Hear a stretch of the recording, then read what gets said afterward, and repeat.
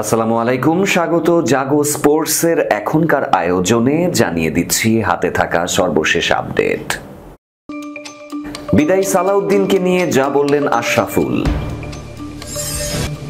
৩৯ বলে ১০৮ রান করে শেষ ৪ বলে হেরে গেল উইন্ডিজ। বিপিএল নিলামের আগেই দল পেলেন তামিম। ঢাকা ক্যাপিটালস দলে আসছে বড় পরিবর্তন। বিশ্বকাপ জয়ী স্মৃতি মান্ধানা কত টাকার মালিক? শিরোনাম শুনছিলেন, এবার বিস্তারিত খবর। মোহাম্মদ আশরাফুল জাতীয় দলের ব্যাটিং কোচের দায়িত্ব পেয়েছেন। আয়ারল্যান্ড সিরিজে এই দায়িত্ব পালন করবেন তিনি। এই সিরিজ দিয়ে বাংলাদেশ জাতীয় দলের সিনিয়র সহকারী কোচের পদও ছাড়তে চলেছেন মোহাম্মদ সালাউদ্দিন কোচ হিসেবে। তাই দুজনের একসঙ্গে খুব বেশি দিন কাজ করা হচ্ছে না। কোচ হিসেবে খুব বেশি দিন একসঙ্গে কাজ না করলেও তিনি খেলোয়াড়ি জীবনে সালাউদ্দিনের অধীনে কাজ করেছেন। সেই স্মৃতি রোমন্থন করে আশরাফুল সম্প্রতি বলেন, সবার সঙ্গেই আমার ভালো সম্পর্ক, আমি সেরকম সম্পর্ক খারাপ হওয়ার মতো কেউ নই। সালাউদ্দিন ভাইয়ের সাথেও সম্পর্ক ভালো। আমি যখন অধিনায়ক ছিলাম তখনও উনি কাজ করেছেন, তাই যেমনটা ভাবা হচ্ছে তেমন কিছু নয়। নতুন দায়িত্ব পেয়ে দারুণ আনন্দিত আশরাফুল। তিনি বলেন, ক্রিকেট ছাড়ার পর আমি মাঠেই থাকতে চেয়েছি, সেই অনুসারে কোচিংয়ে এসেছি। আবারও বাংলাদেশের ড্রেসিং রুমে ফিরতে পেরে আমি আনন্দিত। অনেক কিছু দেখেছি এখানে, এখন সেসবই ভাগাভাগি করে নিতে চাই বর্তমান ক্রিকেটারদের সাথে, এবং এই অনুভূতি দারুণ। জাতীয় দলের ব্যাটিং কোচ হয়ে বাড়তি একটা দায়িত্ব পালন করবেন। তিনি বলেন, কিভাবে সফল হয়েছি এবং কি কারণে হতে পারিনি এসবের নেপথ্য কারণ ভাগাভাগি করার চেষ্টা করব। এই খেলায় কৌশলগত দিকের চেয়ে মানসিকভাবে বেশি শক্তিশালী হতে হবে। জাতীয় দলের ড্রেসিং রুমে আমি এসব নিয়েই কাজ করব। এ নিয়ে যদি আপনার স্পষ্ট ধারণা থাকে, ব্যাটিং পারফরমেন্স দুটোই করা সহজ হবে। ২০০ ছাড়ানোর লক্ষ্যে মাত্র ৯৩ রানে ৬ উইকেট হারিয়ে ফেলল ওয়েস্ট ইন্ডিজ। বড় জয়ই হয়তো দেখতে পাচ্ছিল নিউজিল্যান্ড, তবে তাদের কাঁপিয়ে দিলেন রভম্যান পাওয়েল, রোমারিও শেফার্ড ও ম্যাথিউ ফোর্ড। কিন্তু শেষ পর্যন্ত পারলেন না ৩ অলরাউন্ডার। অল্পের জন্য বেঁচে গেল কিউইরা। অকল্যান্ডে বৃহস্পতিবার সিরিজের দ্বিতীয় টি-20তে ওয়েস্ট ইন্ডিজকে ৩ রানে হারিয়েছে নিউজিল্যান্ড। ২০৮ রানের লক্ষ্যে শেষের ঝড়ে ২০৪ রান পর্যন্ত যেতে পারে ক্যারিবিয়ানরা। ৫ ম্যাচ সিরিজ এখন ১-১ সমতায়। অথচ পাওয়েল ও ফোর্ডের ঝড়ে এক পর্যায়ে মনে হচ্ছিল সহজেই জিতে যাবে ওয়েস্ট ইন্ডিজ। বিশেষ করে শেষ ওভারে ১৬ রানের সমীকরণে ফোর্ড দুটো ৪ মারলে প্রথম ২ বলে ৯ রান পেয়ে যায় ওয়েস্ট ইন্ডিজ। শেষ ৪ বল বাকি থাকে ৭ রান। সেখান থেকে দুর্দান্তভাবে ঘুরে দাঁড়ান জেমিসন। ফ্রি হিট বলে তিনি দেন মাত্র ১ রান। পরে পাওয়েলকে আউট করেন কিউই তারকা পেসার। শেষ বলে বাকি থাকে ৫ রান, তবে জেমিসনের স্লোয়ারে ১ রানের বেশি নিতে পারেননি ফোর্ড। রান তারায় শুরুতে অবশ্য ম্যাচেই ছিল না সফরকারীরা। প্রথম ওভারে উইকেট মেইডেন নেন জেকব ডাফি। জুটি করার চেষ্টা করেন আলিক আথানেইজ ও সেই হোপ। আথানেজ ২৫ বলে ৩৩, হোপ ২৬ বলে ২৪। এরপর আকিম অগাস্তো ৭ বলে ৭, জেইসন হোল্ডার ৮ বলে ১৬ ও রস্টেন চেইজ ৬ বলে ৬ করলে হতাশ হয়ে ১২.৫ ওভারে স্কোর দাঁড়ায় ৬ উইকেটে ৯৩। সেখান থেকে মাত্র ২৪ বলে ৬২ রানের জুটি করেন পাওয়েল ও শেফার্ড। ১-৪-এর সাথে ৪টি ছক্কা মেরে ১৬ বলে ৩৪ করে আউট হন শেফার্ড। পরে ফোর্ডের সাথে দলকে এগিয়ে নেন পাওয়েল। দুজনে জুটিতে আসে ১৮ বলে ৪৭ রান। ষষ্ঠ উইকেট পড়ায় উইন্ডিজের প্রয়োজন ৪৩ বলে ১১৫। সেই লক্ষ্যে পাওয়েল, শেফার্ড ও ফোর্ড মিলে ৩৯ বলে করেন ১০৮ রান, কিন্তু শেষ ৪ বলে ৭ রানের সমীকরণ আর তারা মেলাতে পারেননি। পাওয়েল ১৬ বলে ৪৫ রান করে আউট হন। ফোর্ড ১৩ বলে ২৬ রানে অপরাজিত থাকেন। ইনিংসে মোট ১৮টি ছক্কা মারে ওয়েস্ট ইন্ডিজ, নিউজিল্যান্ডের মাঠে, যা এক ইনিংসে সর্বোচ্চ ছক্কার রেকর্ড। এর আগে কিউইরা ভিন্ন ৩ ম্যাচে ১৮টি ছক্কা মেরেছিল। নিউজিল্যান্ডের পক্ষে ৩টি করে উইকেট নেন ইশ সোধি ও Mitchell Santner.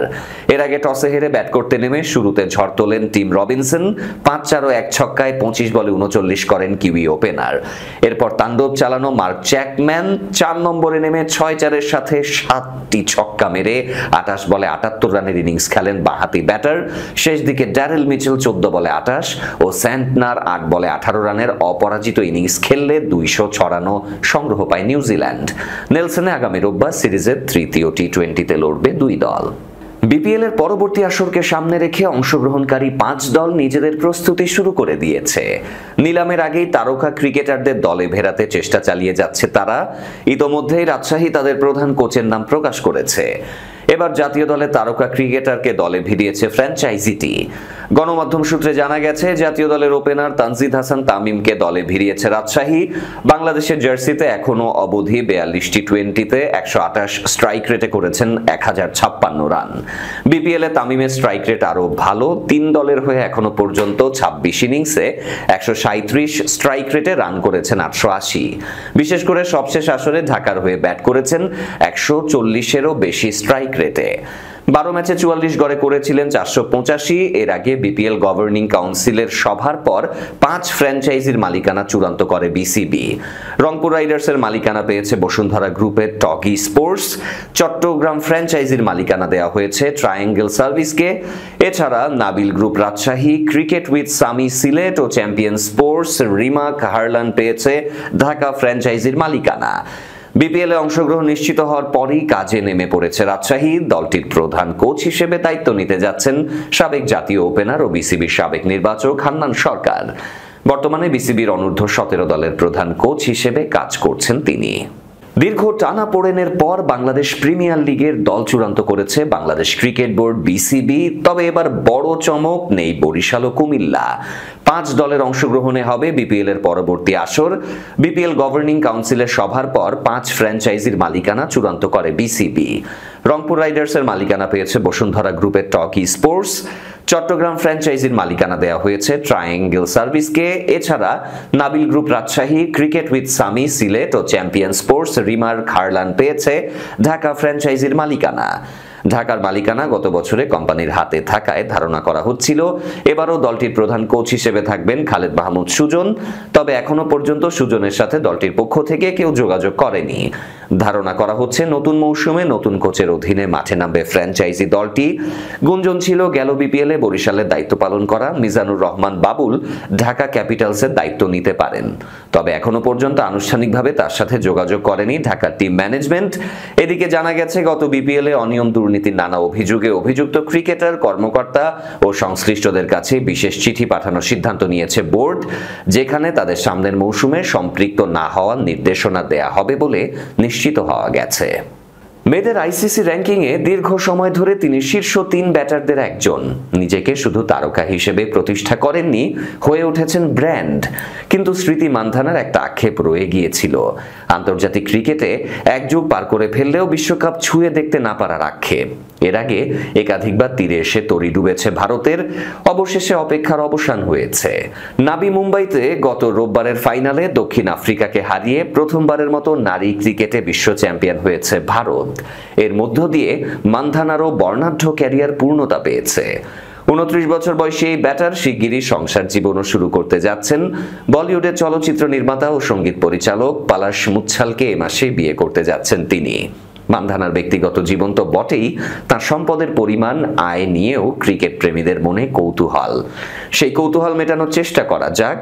Times of India, NDTV, economic Times, financial express, G news সহ ভারতের কয়েকটি সংবাদ মাধ্যমের প্রতিবেদনে বলা হয়েছে, বর্তমানে স্মৃতি মান্ধানার সম্পদের পরিমাণ 34 কোটি রুপি, বাংলাদেশি মুদ্রায় যা 46 কোটি 73 লাখ টাকার বেশি।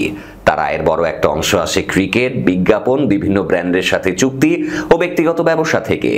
ভারতের হয়ে এখনো খেলছেন এমন নারী ক্রিকেটারদের মধ্যে তিনি সবচেয়ে ধনী। ভারত জাতীয় নারী দলের ক্রিকেটাররা এখন পুরুষ ক্রিকেটারদের সমান ম্যাচ ফি পান। সেই অনুযায়ী মান্ধানা প্রতিটি টেস্টে 15 লাখ, ওয়ানডেতে 6 লাখ ও টি-20তে 3 লাখ রুপি পেয়ে থাকেন। ভারতীয় ক্রিকেট বোর্ডের কেন্দ্রীয় চুক্তিতে সর্বোচ্চ পারিশ্রমিকের ক্যাটাগরি এর অন্তর্ভুক্ত মান্ধানা। চুক্তি অনুযায়ী তিনি বোর্ড থেকে বছরে পান 50 লাখ রুপি।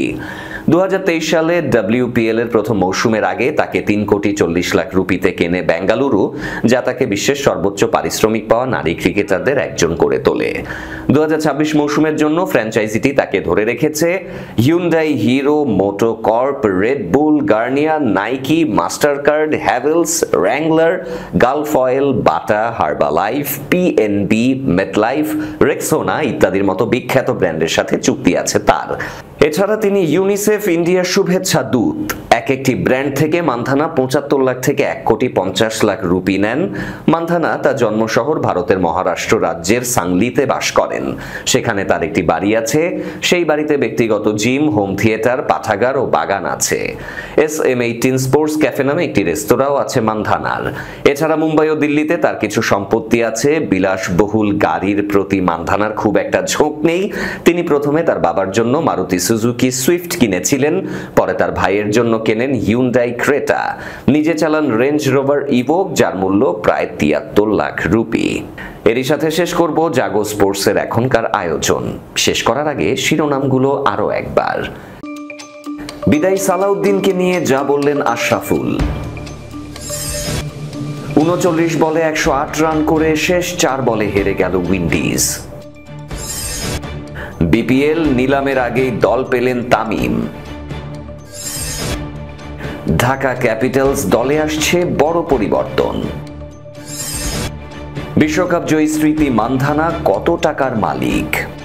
এই ছিল আজকের জাগো স্পোর্টসে। ধন্যবাদ আমাদের সাথে থাকার জন্য। আল্লাহ হাফেজ।